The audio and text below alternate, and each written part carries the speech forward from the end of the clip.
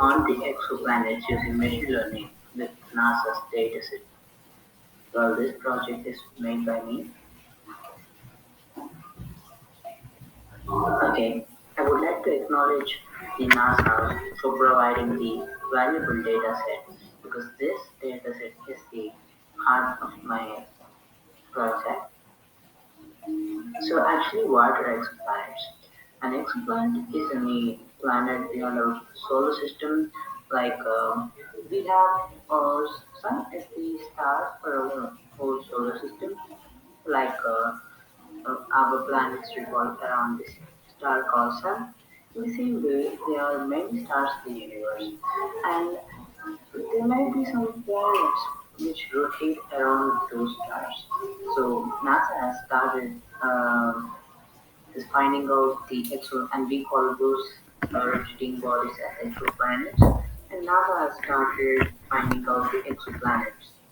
NASA has sent Kepler telescope in the year 2009,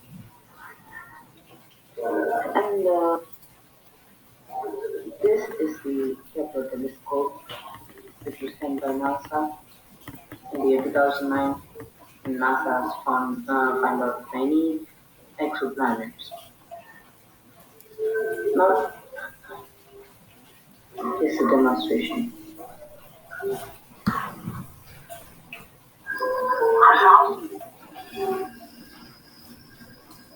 For thousands of years, mankind has wondered, are there planets around other stars? Is there life out there? But we didn't know. We didn't know if there were any planets around the stars. Zero and liftoff of the Delta II rocket with Kepler on a search for planets in some way like our own.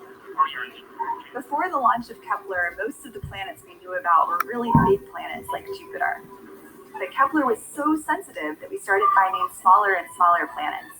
We discovered planets smaller than had ever been discovered before, and just many of them, indicating that the galaxy's full of planets. Crazy worlds that we didn't predict, things that we hadn't imagined. We find planets orbiting so close to their parent star that the star-facing side has temperatures in excess of that required to melt iron. These planets have an entire hemisphere that's like a liquid ocean, but it's not an ocean of water, it's an ocean of molten rock.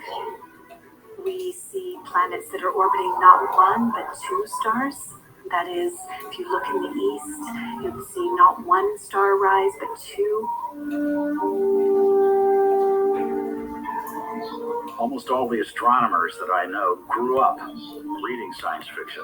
That's why a lot of them got into the business of looking for planets in the first place, to find out if any of this, fantastic speculation that inspired us could be true. And now we find out that, yeah, it could be true. We learned from Kepler that the most common types of planets in the galaxy are unlike the planets in our own solar system. These worlds are intermediate in size between the Earth and Neptune, but we're not exactly sure what they're made out of. What are the things that we know now that we didn't know then? I mean, things like planets are ubiquitous, planets are diverse. The stars that we find planets around are diverse. The systems that planets live in vary widely. It was breathtaking to see all of the planets come rolling in from this exquisite data over the years that we were collecting data with Kepler. In the end, we found dozens of small, potentially rocky worlds orbiting in the Goldilocks zone of their stars, that distance at which you can have liquid water pulling on the surface of the planet, capable of supporting life as we know it. The science value of the collected data spans almost every field of astronomy and planetary science. It revolutionized not just exoplanets, not just stars, but a large number of the scientific fields of astronomy today. There's one summer I worked at an observatory, and I would go outside at night and look up at the stars and just be blown away at how vast space was. And it actually felt a little lonely. And when I go out and look at the night sky now, rather than being awestruck by the vastness, I'm awestruck by the possibility. There aren't that many opportunities in life. Okay, this is the demonstration video of NASA. So now we buy machine learning we use to find the exoplanet. Machine learning has proved many solutions, like star finding prediction. Machine learning has each and every answer for the problem. So now the other problem is to find out the exoplanets.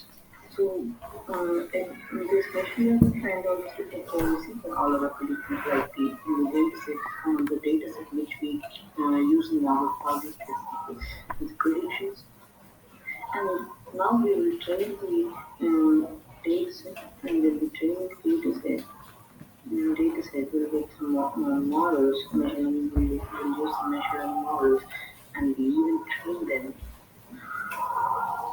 The output which we get from these models will be the final result. We will mainly focus on the accuracy. Okay, let's see the steps involved in this problem.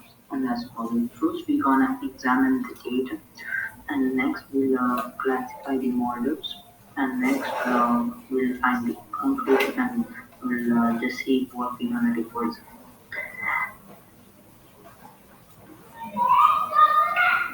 So examining the data, I just examined data by looking the data set which was given by NASA. It's exoplanet 2018.csv is the data set which we use. Actually, you could also find the data set in NASA's website. So here if you see the output which you got are all the predictions.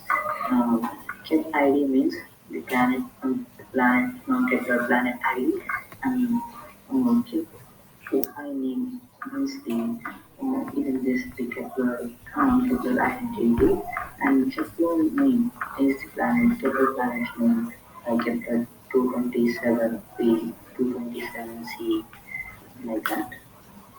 Okay, and next. We're gonna add some function here, like clean dataset, and we'll get the output in this way. This position score, orbital period days, orbital period brilliancy days. In this way, you get the output. The main thing you need to know Python very well and basics too. Now we're gonna classify the models. So I used three models in this project. Those are logistic regression model, and key neighbors classifier, and instant date model. So we need to train these three models, and we'll take the best from these three models as final output, and that final output will be the conclusion for our project. So you can see in logistic regression model, we wanna train the x and y with a predicting on the test set and data set. Okay, and the evaluation we don't give the output now itself, because we'll take all the best of this k-enables classifier. Output will be not given now itself, and it's data module. So this is the final output. We got accuracy around 96%. So this is the conclusion. The best result I've got by defining all these models is approximately around 96% done by all these test accuracy. So I would say machine learning models are so good at hunting the exoplanets. Further, I'm going to do this. I'm planning to improve DDSS data in the project and visual recognition and visual work added to this project. Then there will be some completeness. So thank you for watching this project.